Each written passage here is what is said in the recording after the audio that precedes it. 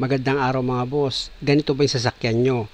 Na pag umabot ng 60 km yung takbo niya at nagpreno ka, nagkakaroon ng vibration dito sa manibela. Siyempre naman mga boss, ang una kong ginawa dyan is check ko muna dito sa pangilalim niya kung meron siyang sira. Tapos itong brake pad, chinek up ko rin yan. Pare silang good. Kaya sabi ko kay customer, okay ang brake pad, okay ang pangilalim, okay din ang bearing. Kaya nagsuggest ako na ipa-replace na lang itong rotor disc niya.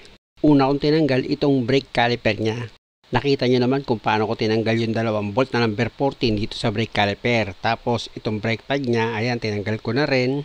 At susunod naman dyan itong brake caliper holder niya. Dahil naluwagan ko na yung 2 bolt na number 17, nakita nyo diba, kinamay ko na yung bolt para mas mabilis ko siyang matanggal. Ito na mga boss yung brake caliper holder niya, natanggal ko na rin. At dahil ang subject ko dito is itong rotor disc, tatanggalin ko yan mga boss. Ang problema, nag-stack up siya dito sa hub. Kaya pag ganyan mga boss, gumamit kayo ng 2 bolt na number 12. Ilagay nyo lang dito sa thread niya katulad ang ginagawa ko, tsaka nyo ngayon siya higpitan. Nakita nyo mga boss, mabilis na bumitaw itong rotor disc sa pagkaka-stack niya.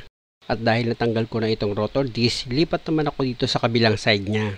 Pag ganito kasi mga boss, parehas ko yan ipapa-replace itong rotor disc niya. Same procedure lang naman gagawin nyo. Tatanggalin nyo ulit yung brake caliper dito sa kabilang side. Meron niyang 2 bolt na number 14. At pag natanggal nyo na yung 2 bolt, dahan-dahan nyo ngayon iangat itong brake caliper nyo. Ayan, katulad ang ginagawa ko mga boss ha. Talagang idinidetalye ko na yan para maintindihan nyo. O diba, tanggal na itong brake caliper. Tapos yung 2 brake pad, tanggalin nyo rin. Kung makikita nyo yung brake pad niya mga boss, makapal pa naman, diba? Yun nga lang, ang reklamo ni customer, kapag naka 69 takbo niya at nagpreno siya, nagkakaroon daw ng vibration or nginig dito sa manibela. Kaya ang recommend ko kay customer, ipa-replace ko na lang itong rotor disc niya. Dito na tayo sa brake caliper holder mga boss, ano? Gamit ko itong box wrench sa number 17, luluwagan ko itong 2 bolt dito sa brake caliper holder. At pag maluwag na yan, pwede mo nang kamayin yan para mas mabilis mong matanggal itong mga bolt. Pati itong brake caliper holder niya. O, ayan na yan mga boss, oh. Dito naman tayo ngayon sa rotor disc niya. Ang problema kasi dito sa rotor disc niya mga boss, gaya ng sa kabila, stack up din, kumapit dito sa hub, kinalawang ng husto. Pag ganyan mga boss, gumamit ka lang ng 2 bolt na number 12, kahit yung 2 inches lang yung haba niya, pwede na yon para mabunot mo itong rotor disc niya. Pag naipakapit mo na itong 2 bolt na number 12, dito sa rotor disc, gamit yung box wrench mo na number 12, ikutin mo itong bolt na nilagay mo dahan-dahan. Tutuko dyan sa hub, tapos ito namang rotor disc, tutulak yan palabas. Pero ang diskarte dyan, dapat balance yung paghigpit mo. Ilapit ko itong camera mga boss ha, para mas mabosohan nyo. Para mas masarap manood syempre. O ituloy natin yung paghigpit. Gaya ng sinabi ko, kapag medyo mahigpit na dyan mga boss, ayan, gaya nyan, lipat ka dito sa kabila. Yan, higpitan mo rin yan. Kapag naramdaman mo malambot na pihiton itong mga bolt niya, ibig sabihin niya bumitaw na itong rotor disc. Gaya nito, bumitaw na siya. Ilayo na natin yung camera para hindi ko tamaan at mabunot ko na itong rotor disc. Tapos tanggalin nyo na yung 2 bolt na number 12 na nilagay nyo at ito na mga boss, nire-replace na itong rotor disc. Dinala ko na yan sa machine shop. Talasan nyo yung mga mata nyo. Itong kanang rotor disc, hindi balanse yung ikot niya. Napansin nyo? At ito na mga boss, finished product na. Ayan, okay na yung pagkaka-replace niya. Ngayon, bayad na ako syempre para makaalis na ako dito at tuloy na ako dito sa trabaho. Pag kayo naman ang nag-DIY ng sasakyan nyo mga boss, syempre bago nyo ibalik itong brake pad niya, linisin nyo na rin yan. Liha lang naman at tubig gagamitin nyo para matanggal nyo lang yung madumi dito sa ibabaw niya, yung tumigas. Kasi minsan ayan ang pinanggagalingan ng sipol o kaya pag nakarinig kayo ng ganon, kailangan malinis nyo itong brake pads. Hindi naman mahirap gawin yan at sayang dahil nabuksan nyo na rin. Kung may budget ka naman, pwede kang gumamit ng brake cleaner. After mo maliha, tsaka mo ngayon spray ng brake cleaner, pwede rin yun. Basta lagi nyo tatandaan, every time na magtatanggal kayo ng brake pad, bago nyo ibalik, linisan nyo na rin para hindi sayang yung trabaho. Total sa inyo naman yung sasakyan o kung iba naman ang may-ari, at least nakagawa ka ng mabuti. Mabuting bagay kasi yung hindi naman yan kasali sa ginawa mo pero kung nakalas mo na rin, nilinis mo, mabuti yun kahit hindi sa'yo inuutos. Pero kung gagawin mo yan tapos magpapadagdag ka ng bayad, wag na lang. May mga ganun kasing mekaniko lahat ng gagawin niya may bayad. Pero sa akin hindi, may nakatagong sikreto ron Tandaan nyo, ang paggawa ng mabuti, kailanman hindi yan magbubunga ng masama. Mas masarap magbayad ang Diyos kaysa sa tao.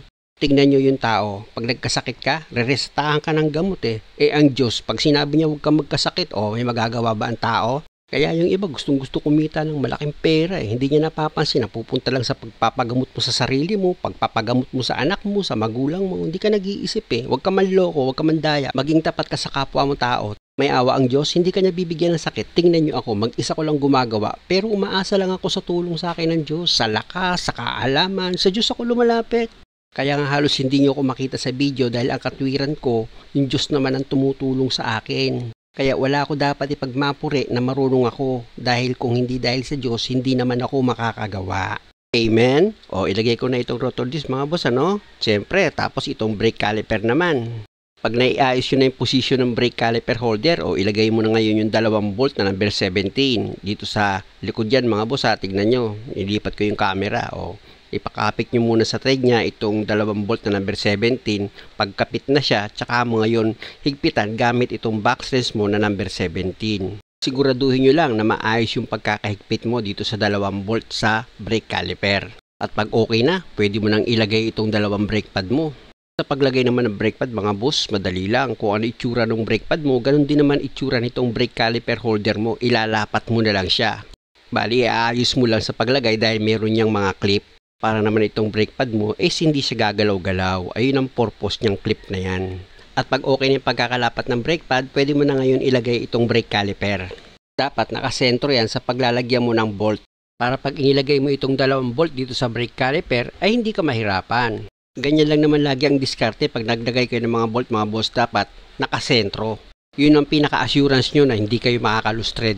At pag okay na, gamit itong backslash mo na number 14, higpitan mo na ng maayos itong 2 bolt na nakalagay dito sa brake caliper.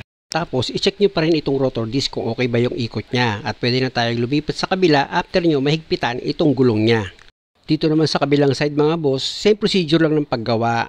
Una, ilalagay nyo muna itong rotor disc niya. O, diba? Ganun lang o. O, pag naisalpak nyo na siya, kunin mo na ngayon itong brake caliper holder niya. Ayan naman yung susunod mong ilalagay. Meron niyang 2 bolt na number 17. Siguraduhin mo lang pag nilagay mo yung 2 bolt niyan mga boss, mahigpitan mo siya ng maayos. Hindi kasi pwedeng maluwag yan dahil nga sa dyan nakalagay yung brake pads at yung brake caliper. Ang ibig kong sabihin, dapat talaga matibay yung pagkakahigpit nyo dyan dahil bracket yan ng brake caliper nyo. Pag okay na tayo dyan, ilagay mo na itong 2 brake pad niya. Gaya nga ng sinabi ko, madali lang naman sa pagkabit ng brake pad. Pag nailapat niya yan, idiin nyo na siya. Dahil magkapares lang naman yan kung ano itsura ng brake pad, ganoon din ang itsura ng paglalapatan nyo na brake caliper holder. Tapos pwede mo na ngayon ilagay itong brake caliper niya. Gaya ng lagi kong sinasabi mga boss, yung 2 bolt dyan na number 14, hihigpitan nyo dapat yan ng maayos. Hindi pwedeng maluwag yan. Pag diskarte dyan para hindi kayo makalustred, ipakapit nyo muna itong 2 bolt dito sa thread niya. Tapos gumamit ka ngayon ng backslash sa number 14, tsaka mo ngayon siya higpitan. O diba, pag may procedure kayo magtrabaho, hindi kayo makakalustred at hindi kayo masyadong mahihirapan. Ganun lang mga boss at maraming salamat sa panonood. At kung maaari, huwag yun naman sanang kalimutang mag-subscribe sa channel ko. At nag-rotis na nga kami ni customer. Pagdating ng 60, nagpreno siya at wala nang vibration dito sa manibela. Salamat!